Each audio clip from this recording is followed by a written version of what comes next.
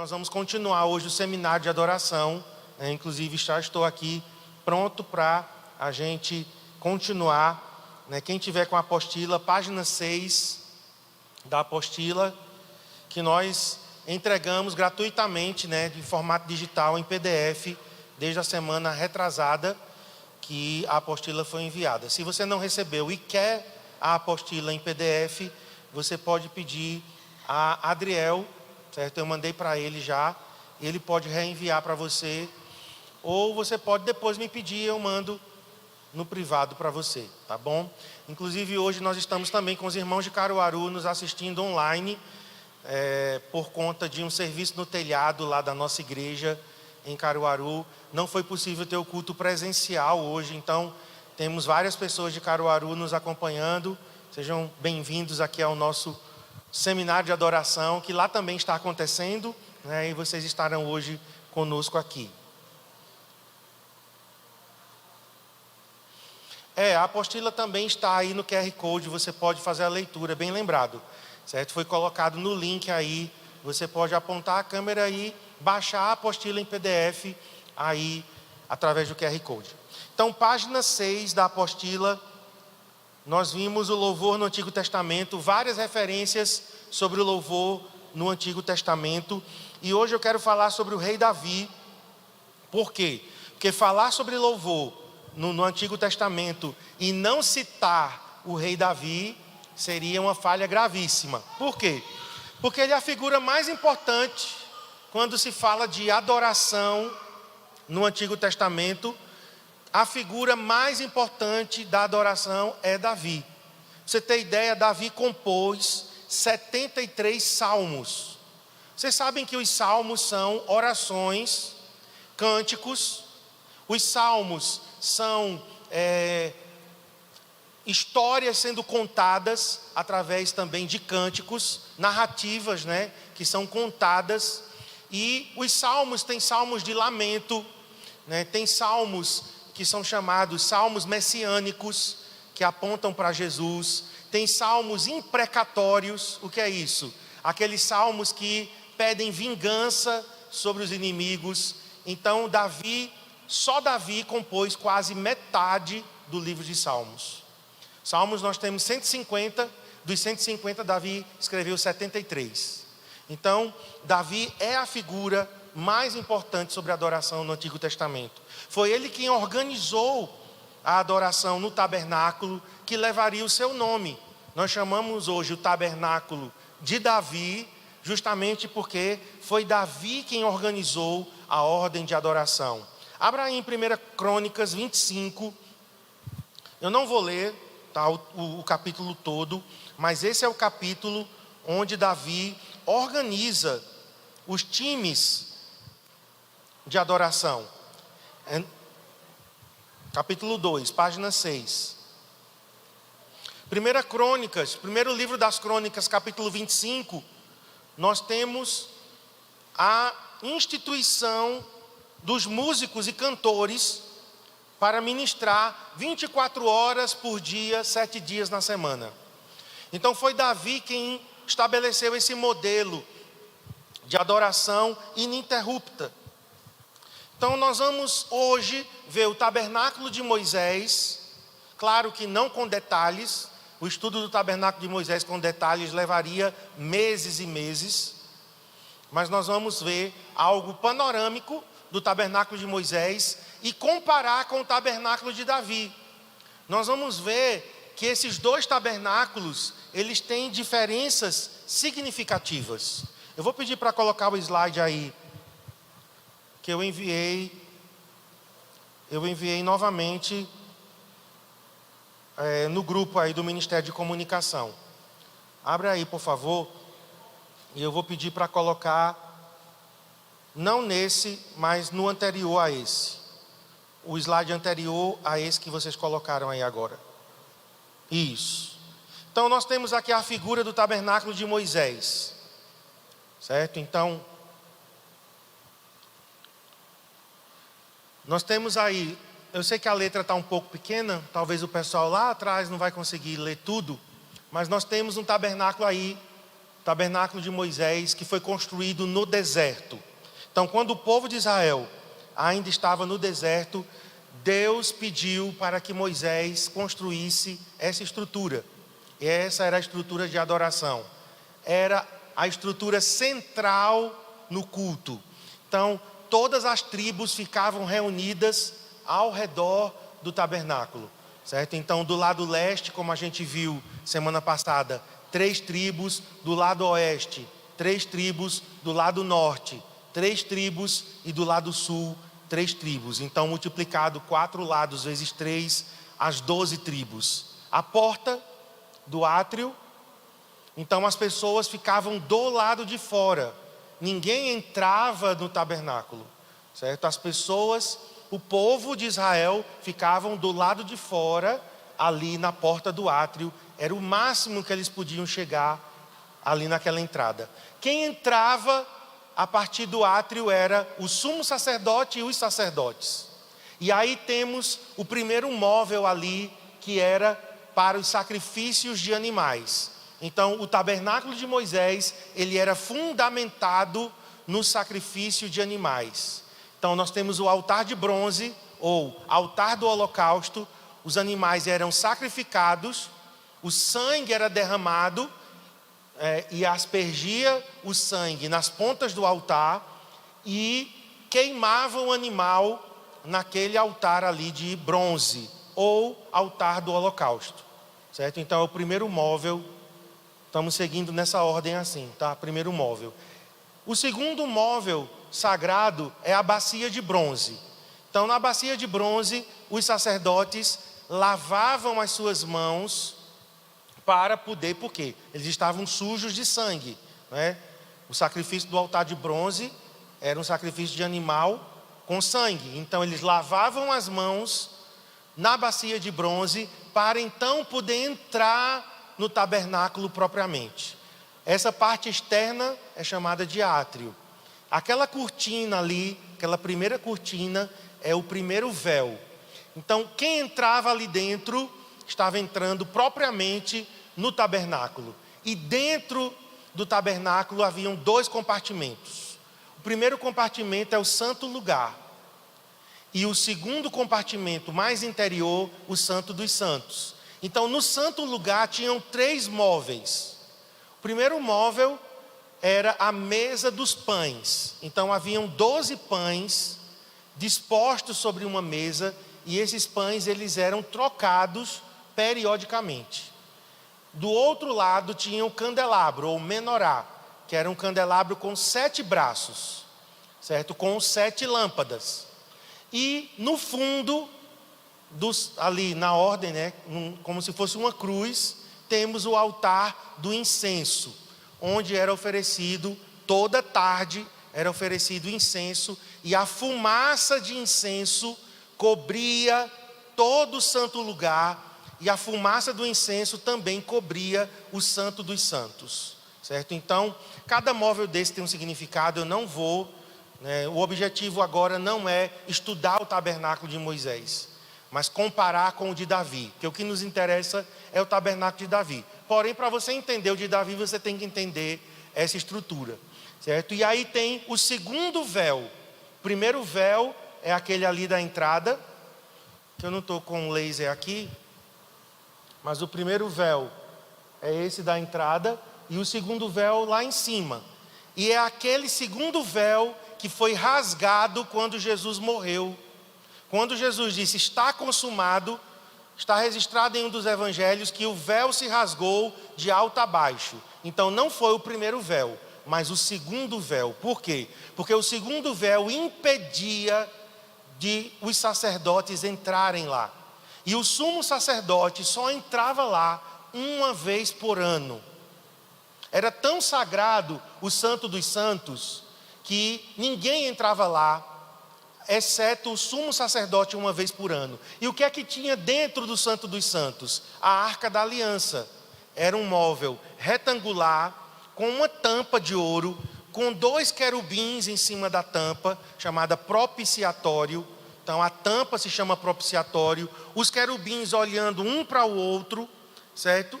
E era ali que Deus descia Uma vez por ano, Deus, com a sua presença, no meio dos querubins, aparecia como uma chama de luz azulada. Era a presença de Deus, e o sumo sacerdote estava lá dentro, no dia do Yom Kippur. Yom Kippur é a palavra hebraica para dia da expiação. Então era uma vez por ano que o sumo sacerdote, não sacerdotes, tá? Porque nós temos sumo, que é o máximo, é o mais alto, e temos os sacerdotes. Sacerdotes ficavam apenas no átrio e no santo lugar. O sumo sacerdote entrava lá no Santo dos Santos. Mas como é que ele entrava? Ele entrava com o sangue do sacrifício. Ele não podia entrar sem sangue. Ele entrava com o sangue do sacrifício. E ele entrava com incenso. Então ele pegava o incenso que estava sendo queimado e ele entrava. A nuvem de incenso cobria tudo, como se fosse gelo seco, tá? Para você imaginar mais ou menos como seria, certo? Então cobria tudo. E daí vem aquela música que a gente canta, inclusive a gente cantou esses dias, né? Que a gente já cantou muito, há muito tempo atrás. No Santo dos Santos, a fumaça me esconde. Essa fumaça era a fumaça do incenso.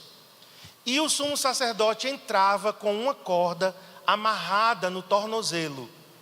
Então ele tinha as suas vestes. As vestes do sumo sacerdote tinham campainhas que ficavam balançando e emitindo som. Enquanto ele andava, o som estava sendo emitido. Ele entrava no Santo dos Santos para oferecer o sangue da expiação. E então, se ele ficasse lá dentro muito tempo e o som das campainhas parasse de tocar, significava o quê? Que ele tinha morrido. Ninguém podia entrar lá dentro. Tinham que puxar ele pela corda. De tão santo que era aquele lugar. Ele era puxado morto. Mas não há relatos, tá? De nenhum sumo sacerdote que foi fulminado lá dentro. Mas era uma precaução. Jesus morreu e disse: está consumado. E o que foi que aconteceu? O véu, o segundo véu, se rasgou de alto a baixo. Ou seja, a divisão, a separação que havia entre santo lugar e santo dos santos não existe mais. Em Cristo não existe mais. Nós todos aqui temos acesso à presença de Deus a qualquer hora, a qualquer momento, qualquer dia da semana. Nós temos acesso à presença de Deus por causa do sangue de Jesus. Amém? Então em Hebreus, se você quiser depois ler, Hebreus capítulo 10 vai falar sobre isso. Foi aberto um novo e vivo caminho através do sangue de Jesus. Nós temos acesso à presença de Deus. Nós não precisamos mais de intermediários. Você e eu não precisamos mais de mediadores. Nós não precisamos, por exemplo, de Maria como nossa mediadora. Nós não precisamos do santo fulano, beltrano, cicrano, são não sei o que, santa. Não precisamos de intermediários. Nós não precisamos mais de mediadores. Por quê? Porque o caminho foi aberto. Tudo que nos impedia de ter acesso à presença de Deus foi retirado. Então, eu fiz um resumo aqui do parágrafo que está aí na página 6. Tá bom? Vamos prosseguir agora. Eu resumi aqui falando tudo que está na apostila aí no finalzinho da página 6. Então, temos aí a estrutura do tabernáculo de Moisés. Entre a estrutura, a existência do tabernáculo de Moisés, porque o tabernáculo de Moisés, ele existiu por vários séculos.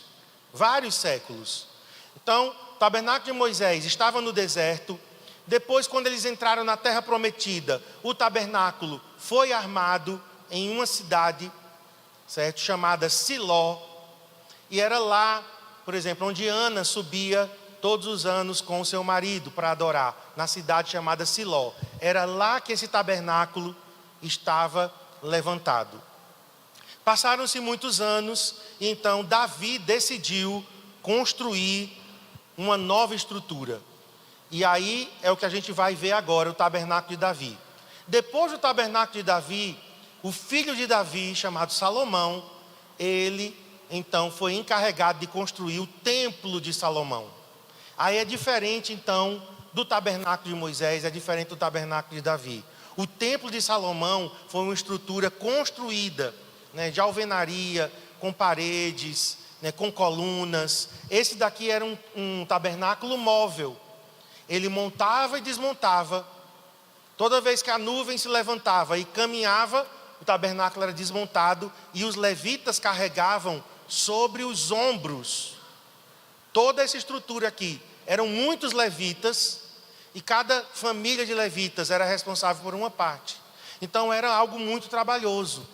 E aí Davi, ele decide construir o tabernáculo de Davi. Então essa estrutura permaneceu, estamos na página 7 agora, durante 40 anos.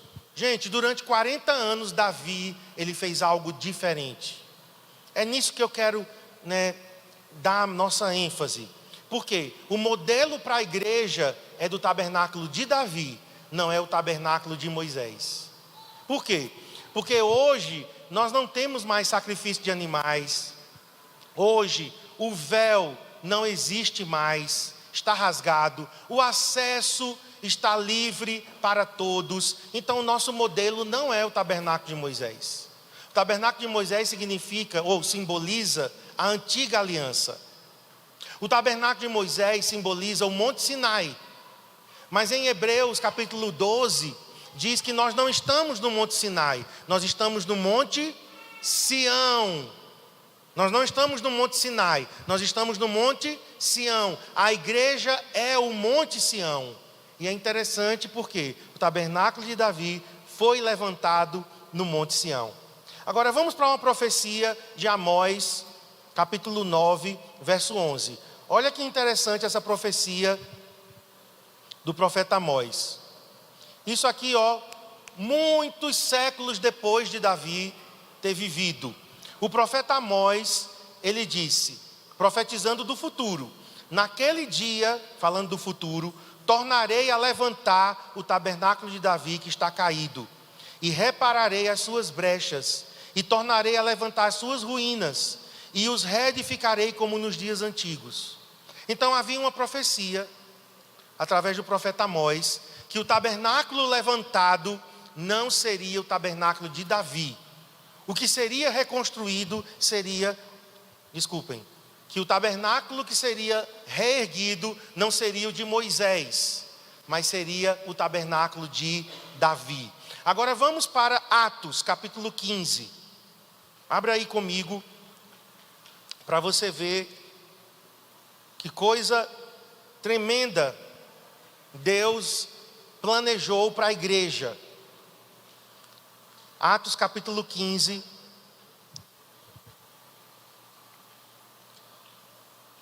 Nós temos o primeiro concílio da história da igreja em Jerusalém. Concílio é uma reunião da liderança principal. Os apóstolos e os presbíteros se reuniram em Jerusalém para debater algumas coisas. Não vamos também entrar nesses detalhes, mas vamos ver o que Tiago era o líder na época da igreja. E Tiago, ele se levanta para falar algo bem importante. Inclusive esse Tiago aqui é Tiago, o irmão de Jesus, o meio-irmão de Jesus. Não é Tiago, um dos 12, certo? Esse Tiago, ele se converteu depois que Jesus foi para o céu. Ele era um dos filhos de Maria, que foram daqueles que desprezaram Jesus, que zombaram, que perseguiram Jesus. Esse Tiago se converteu e ele se tornou um dos líderes da igreja. Era chamado Joelhos de Camelo, de tanto que ele orava. E ele também escreveu a carta de Tiago, certo? Então é esse Tiago aqui que lidera o concílio de Jerusalém. Veja aí comigo, Atos 15, verso 15. Atos 15, 15. Conferem com isto as palavras dos profetas, como está escrito: cumpridas estas coisas, voltarei e reedificarei o tabernáculo caído de Davi, e levantando-o de suas ruínas, restaurá-lo-ei, para que os demais homens busquem o Senhor e também todos os gentios sobre os quais tem sido invocado o meu nome. Diz o Senhor que faz estas coisas conhecidas desde os séculos. Então a profecia de Amós agora é citada por Tiago, relacionando o quê? O tabernáculo de Davi com a igreja. Preste atenção. Se nós queremos compreender a igreja como lugar de adoração, não igreja prédio físico, tá? Estou falando de igreja nós que somos a igreja, nós que somos o templo do Deus vivo, a habitação do Espírito Santo. Se nós, quando nos ajuntamos, queremos ser esse lugar de adoração, qual a nossa referência? O tabernáculo de Davi, e não o tabernáculo de Moisés. O tabernáculo de Davi é citado aqui por Tiago, dizendo que nos últimos dias Deus iria restaurar o tabernáculo de Davi e que os gentios seriam congregados juntos com os judeus. Então, de ambos os povos, Deus fez um só povo. Então agora, quem quiser ser salvo, tem que crer em Jesus Cristo como seu único e suficiente Salvador. O judeu que quiser ser salvo, ele tem que confessar Jesus como seu Senhor e Salvador. Então, os judeus e gentios agora estão unidos em um só povo. E a igreja é o tabernáculo de Davi. Então, o tabernáculo de Davi nos vai dar a referência do que Deus quer para nós. Siga aí comigo, página 7. O penúltimo parágrafo aí. O tabernáculo de Davi foi dado por revelação ao rei Davi, quando Davi desejou trazer de volta a arca, depois que a arca foi capturada pelos filisteus muitos anos antes. Saul parece que nunca se importara muito com a arca, mas Davi reconhecia o tremendo poder daquele móvel sagrado. Ele reconhecia a importância de ter aquele móvel a partir do qual Deus havia se comunicado com seu povo no passado. Davi sabia que quando a arca havia sido capturada, a glória de Deus havia se afastado de Israel. Então foi o que aconteceu, irmãos. No tempo de Eli tinha 2 filhos ímpios, sacerdotes mais ímpios, Ofni e Finéias. Eles pegaram a arca, tiraram do tabernáculo de Siló, pegaram a arca e levaram a arca para uma batalha. Só que Deus não estava com eles. Eles achavam que, levando a arca, Ofni e Finéias estavam garantindo a vitória, e não estavam. Então preste atenção aqui. A gente não pode presumir que Deus estará conosco. A gente não pode presumir que Deus está aprovando tudo que a gente está fazendo, simplesmente porque a gente acha que Ele está aprovando. Preste atenção, presunção não é igual a fé. Tem muita gente presumindo, não, Deus está comigo, Deus vai me abençoar. Tem gente até que usa aquela expressão, se Deus quiser. Não sei se você já prestou atenção nisso, mas as pessoas dizem se Deus quiser, como se Deus já quisesse. Alguém vai fazer uma coisa amanhã, não, se Deus quiser, vai dar certo. É como se elas estivessem assim, Deus quer e vai dar certo. Isso é presunção, isso não é fé. O justo viverá pela fé. Você não pode presumir, não, Deus está se agradando de mim. Isso está sendo dito em fé. Você está dizendo isso em uma certeza, de uma promessa, de uma palavra? Você está andando em cima de uma promessa e de uma palavra, ou é presunção? Ofni e Finéias presumiram. Vamos levar a arca e vamos ter vitória. Levaram a arca, foram derrotados. Ofni e Finéias foram mortos. A arca foi roubada e levada pelos filisteus para a terra deles. A notícia veio para Siló, e quando Eli recebeu a notícia, caiu da cadeira, de tão pesado que ele era, quebrou o pescoço e morreu. E a nora de Eli, que estava grávida, agora eu não sei de quem ela estava grávida, se era de Ofni ou se era de Finéias, e ela então deu à luz a um bebê ali na hora. O susto foi tão grande, e ela deu à luz uma criança, e o nome da criança foi Icabode. Icabode. Icabode significa foi-se a glória de Israel. Por quê? Porque a arca tinha sido tomada, a glória tinha ido. Então aquela criança era um nome profético. A glória de Deus foi embora. A mulher de Finéias. Então ela deu à luz essa criança e colocou o nome dela, o nome da criança, do menino, né? Icabode. A arca fica lá nos filisteus, certo? Por dias, semanas. Foi o que aconteceu enquanto a arca estava lá. Eles pegaram a arca e colocaram diante de Dagon, uma divindade pagã. Metade homem, metade peixe. Você vê que essa história de sereia é antiga. Só que não era sereia, era sereio. Era Dagon. Certo? Dagon era metade homem, metade peixe. Era uma imagem, colocaram a arca lá, achando que a arca era uma coisa qualquer. No dia seguinte, Dagon estava caído diante da arca. Isso é demais. Eu gosto dessa passagem. Caiu. Aí eles acharam, não foi coincidência. Levantaram a imagem de Dagon de novo e deixaram a arca. No outro dia, a imagem de Dagon estava caída e cortada pelo meio. Aleluia. Por quê? Porque diante do Senhor, todos os falsos deuses caem na presença dele. Aleluia.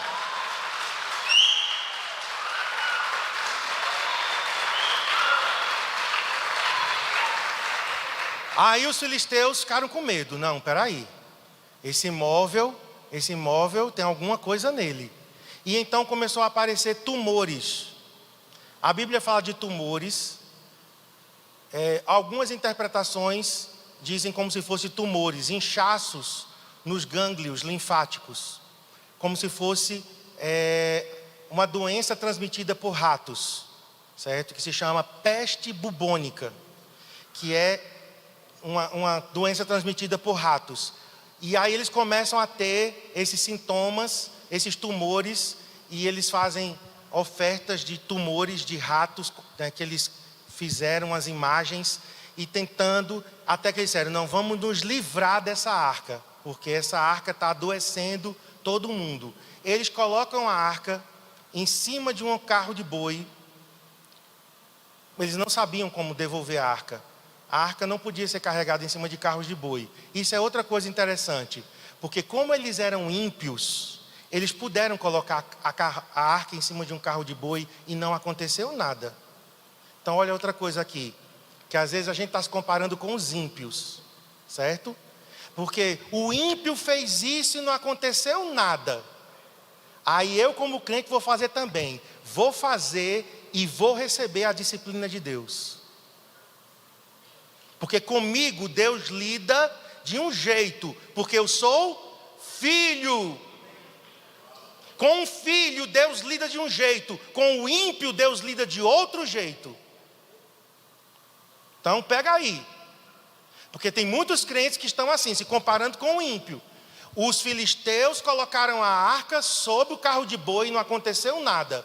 As vacas, elas eram vacas que tinham parido recentemente, tinham dado à luz e tinham bezerros. E elas estavam amamentando. Ou seja, o instinto animal daquelas vacas era de não irem. Elas, falando do instinto animal, elas ficariam amamentando os seus bezerrinhos. Mas elas estavam carregando a arca de Deus. E aí os filisteus disseram, bom, se elas forem para tal caminho, é porque foi Deus. Se elas forem para tal caminho, é porque não foi Deus. E as vacas vão. E eu nunca esqueço, gente, essa palavra foi uma irmã, que inclusive ela faleceu, alguns aqui conheceram ela, e ela pregou isso uma vez no culto. As vacas de Bet-Semes. Nós temos que ser as vacas de Bet-Semes.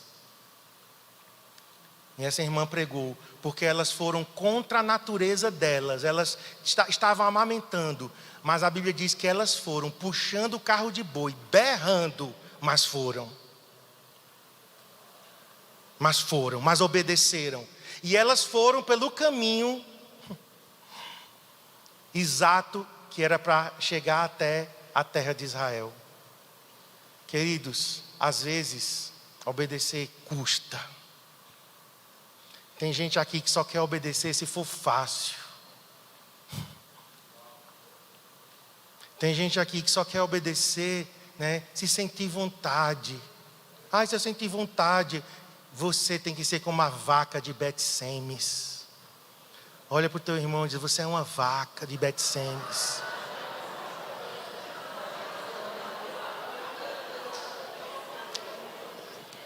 Procura aí, Cristiano, a referência. Eu quero que você leia isso em casa. 1 Samuel capítulo 6, leia em casa, porque isso vai mudar a tua perspectiva de obediência. Hoje eu falei da jumenta de Balaão, lá para os supervisores. A jumenta foi mais sensível do que um profeta mercenário, insensível. Balaão era profeta de Deus, mas era mercenário.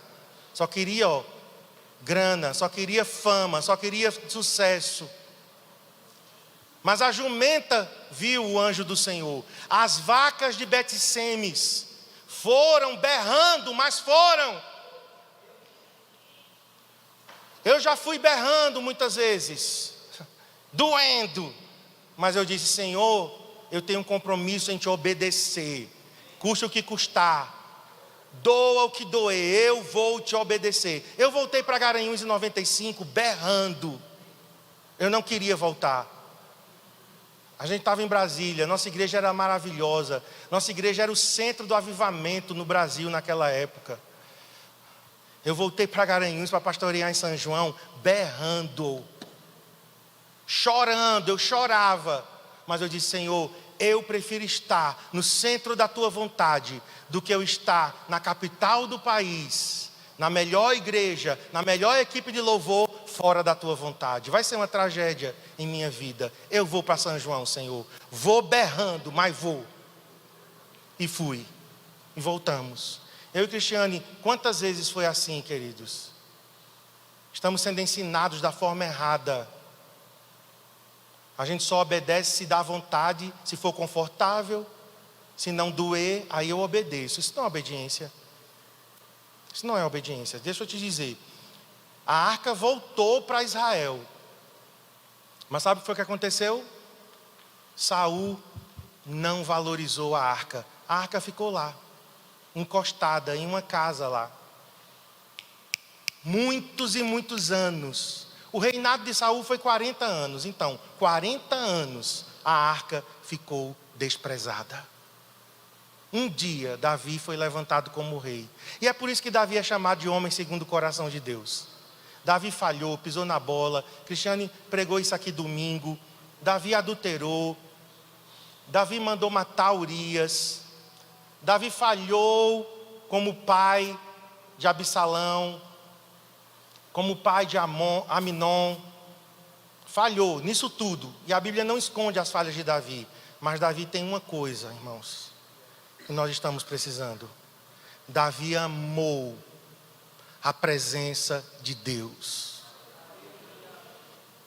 Davi diz assim: não, gente, peraí, cadê a arca? A arca está esquecida. Saul deixou a arca lá. Quer dizer que a arca voltou dos filisteus e ninguém fez nada? Não, ficou lá. Davi faz uma pergunta. E essa pergunta, ela está em 1 Crônicas.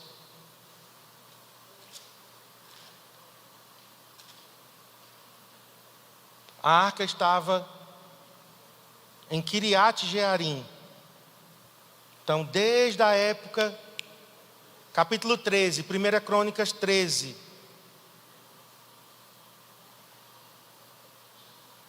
Consultou Davi os capitães. Ele reuniu a liderança de Israel.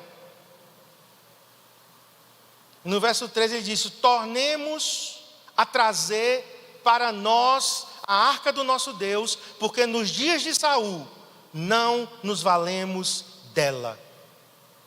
Essa é a diferença, queridos, de alguém que ama a presença de Deus, não só de palavras. Davi reuniu a liderança e disse: gente, nós esquecemos a arca de Deus. A arca de Deus está lá em Kiriat Jearim, verso 5. E aí Davi então disse: nós vamos trazer a arca de Deus de volta para Jerusalém. E aí essa é a primeira tentativa, tá? E eu vou encerrar com isso aqui. É a primeira tentativa. Na primeira tentativa Davi falha. Por quê? Porque Davi colocou a arca em cima de um carro de boi. Mas os filisteus também colocaram em cima de um carro de boi. Mas é aquilo que eu te disse. Os filisteus eram ímpios. Os filisteus não conheciam a palavra. Os filisteus não tinham compromisso com Deus. Os filisteus, eles não tinham aliança com Deus. Então Deus lidou com os filisteus na ignorância. Olha, Deus lida com os ímpios na ignorância. Eu não sei se você já, às vezes, se questionou, né? Tem pessoas ímpias que, por exemplo, blasfemam contra Deus, falam umas coisas bem feias assim contra Deus. Aí você diz: por que Deus não fulmina essa pessoa? Está falando tanta besteira, está blasfemando, né? Por que Deus não castiga? Porque está na ignorância. Deus lida com aquela pessoa no nível de ignorância dela. Agora vai tu como crente. Vá você como filho. Vá não. Não vá não. Faça isso não. Entende? A gente quer se medir, gente, com um ímpio que está sem aliança com Deus. Como é que você vai se medir com alguém que não tem aliança com Deus? Cego, surdo, insensível. Aí tu vai te medir com o não crente. Não, porque o não crente adultera e não acontece nada. Deixa eu ver. Faça assim, faça isso não. Se você é filho de Deus, eu estou falando para filhos aqui. Estou falando para filhos, porque talvez aqui nesse auditório tem alguns que precisam se tornar filhos. Se você precisa se tornar um filho de Deus, no final do culto vem aqui na frente que eu vou orar com você.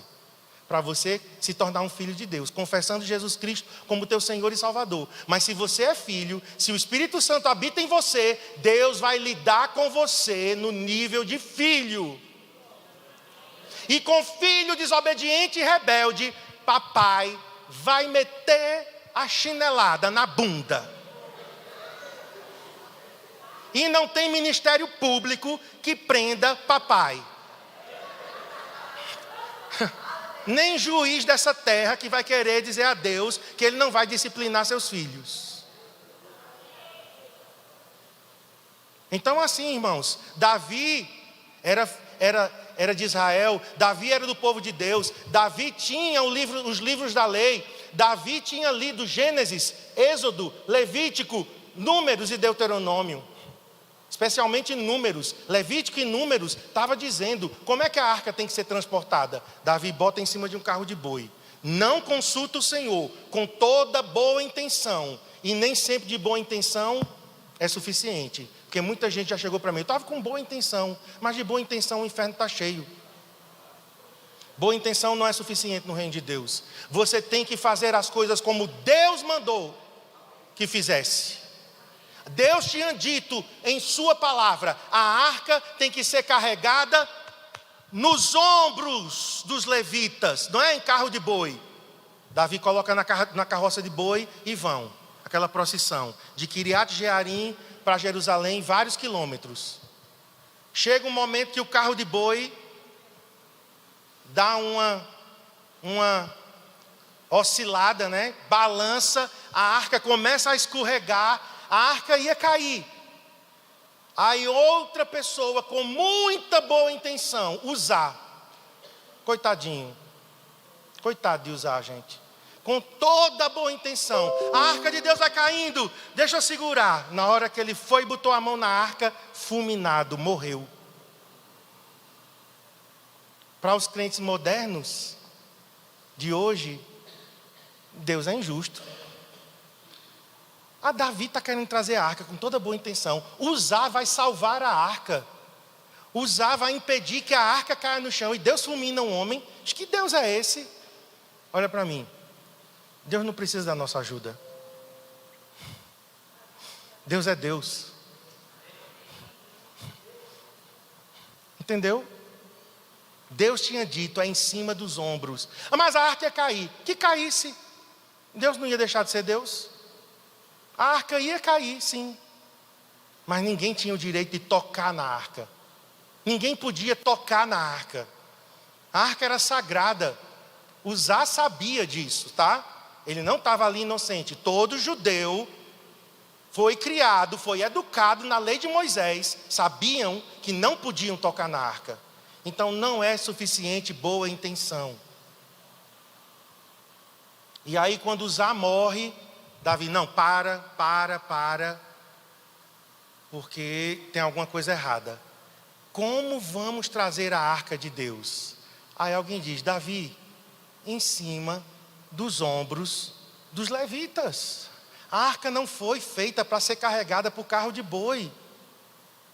Irmãos, a presença de Deus é para ser carregada por mim e por você. A presença de Deus não está nesse lugar físico. Não é um refletor que traz a presença de Deus. Não é data show, teclado, violão caro, bateria, voz bonita. Isso não é isso que traz a presença de Deus. Essas estruturas são humanas. Facilita, abençoa a nós, não Deus. Deus não precisa de refletor na cara dele. Deus não precisa de um data show, gente. Nós precisamos. Então é para nós, não para Deus. Então eu preciso saber separar isso. Então o que é necessário para a presença de Deus vir num culto? Pensa comigo. O que é necessário para que a presença de Deus seja valorizada no culto? Que Ele venha e se manifeste no culto. É seu coração. É a tua vida. É você dizendo, Senhor, eu coloco os meus ombros à tua disposição para carregar a tua presença. É a minha vida, Deus. O Senhor está me querendo, o Senhor não quer meu título, o Senhor não quer saber quantos anos eu tenho de crente, o Senhor não quer saber se eu sou filho de pastor ou não, o Senhor não quer saber de que família eu vim, o Senhor só quer saber de uma coisa: tem no teu coração fome e sede pela minha presença? Tem, pois então Ele vem. Só isso, irmãos. Nosso Deus é um Deus simples. Quando eu converti, eu ouvi a música metros de distância ali naquela Praça da Boa Vista, subindo ali na Praça Dom Pedro II, lá de baixo, onde futuramente teremos um novo estabelecimento, aqui uma cafeteria. Ali eu começava a ouvir o som, dali eu começava a chorar. E sabe onde era a igreja? Mais para cima, quase na esquina. Do mesmo lado, mas de baixo eu começava a ouvir. Quando eu chegava lá, era uma guitarra cor de abóbora. Desse tamanho assim, a guitarra. Aquela redonda. Numa caixa Fran.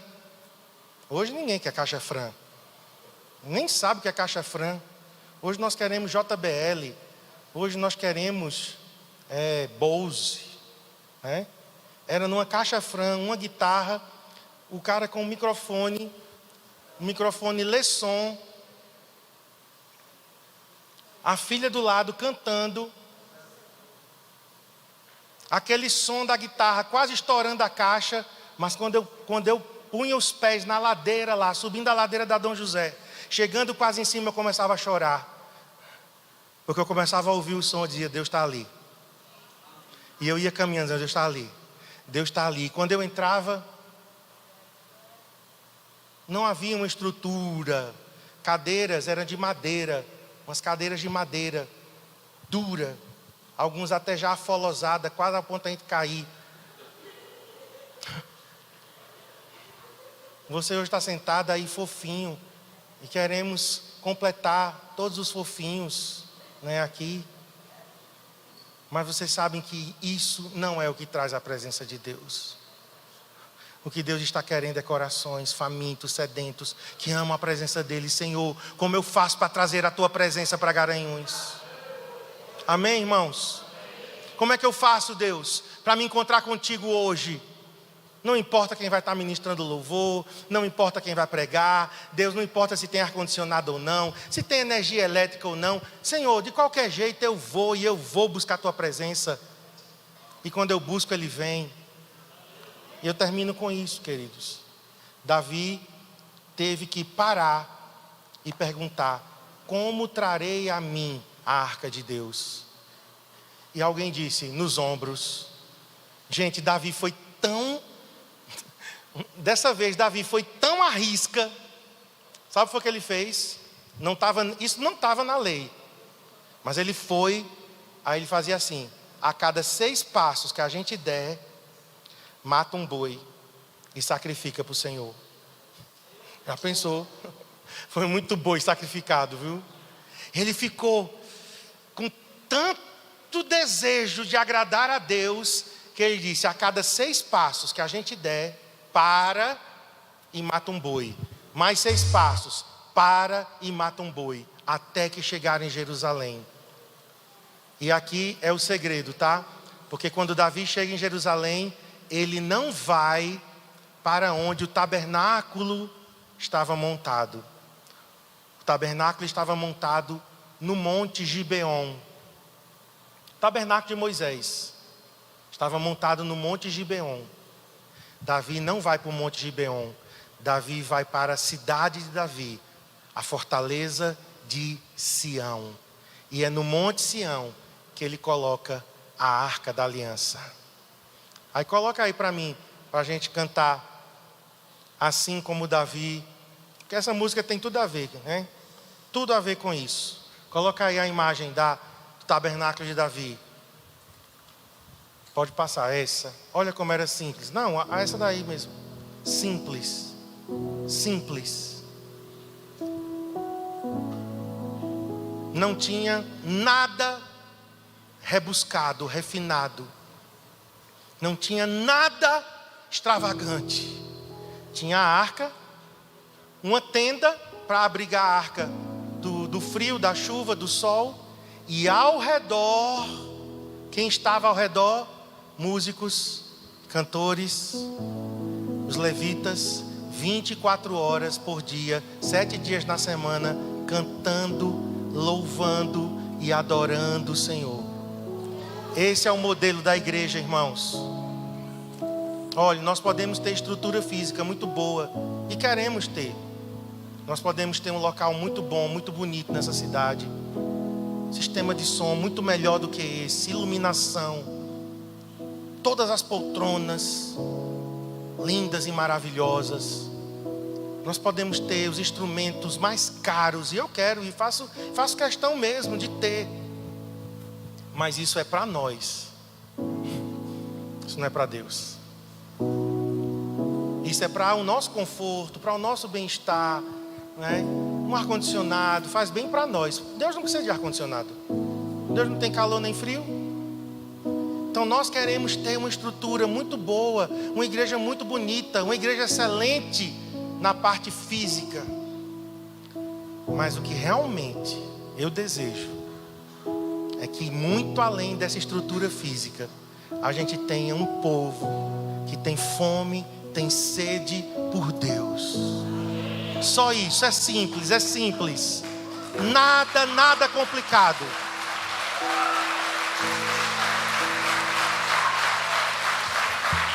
E aí, irmãos, não precisa nome de famoso, porque tem igreja que é movida a nomes, né?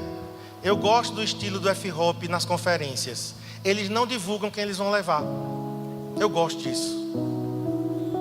Você só sabe quem vai estar lá quando você chega lá, e que vai, à medida da conferência, aí vai aparecendo as pessoas. Por quê?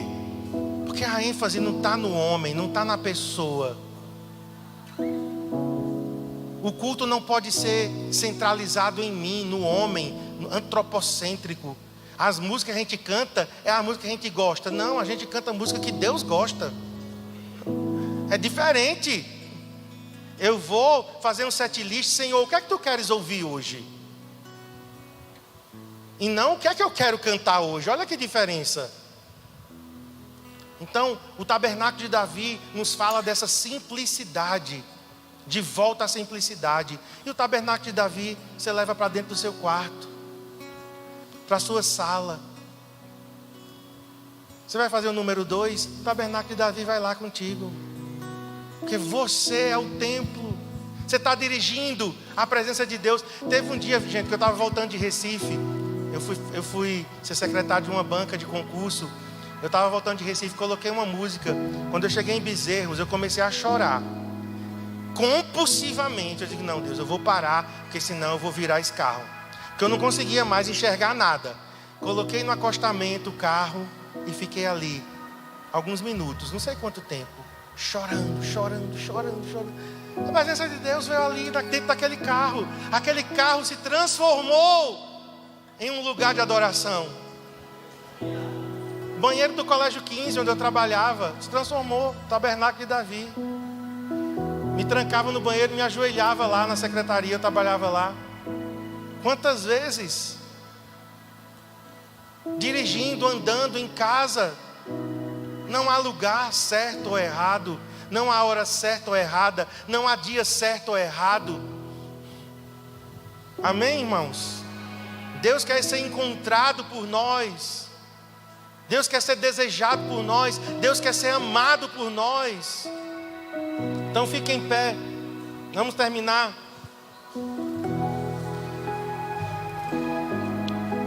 Glória a Deus. Porque nós queremos, Senhor, que o CCA seja esse lugar onde você gosta de ficar. Não apenas de vir, passar por aqui, fazer uma visita, mas nós queremos ser um lugar onde você gosta de ficar, onde você quer permanecer. Diga a Ele que você quer ser esse lugar. Diga a Ele que você individualmente quer ser esse lugar de habitação de Deus. Você já é, o Espírito Santo já está aí dentro de você. Mas Ele quer se manifestar. Ele quer se manifestar na tua vida. Ele quer aparecer na tua vida. Ele quer que o teu local de trabalho seja esse lugar gostoso. O teu carro, a tua casa, o teu quarto, a tua cozinha, a tua sala. As nossas células sejam esse lugar gostoso. Os nossos cultos de domingo, de quarta, as nossas comunhões, seja esse lugar onde Ele gosta de estar. Antes de cantarmos lugar de adoração, vamos cantar só esse refrão. Eu quero ser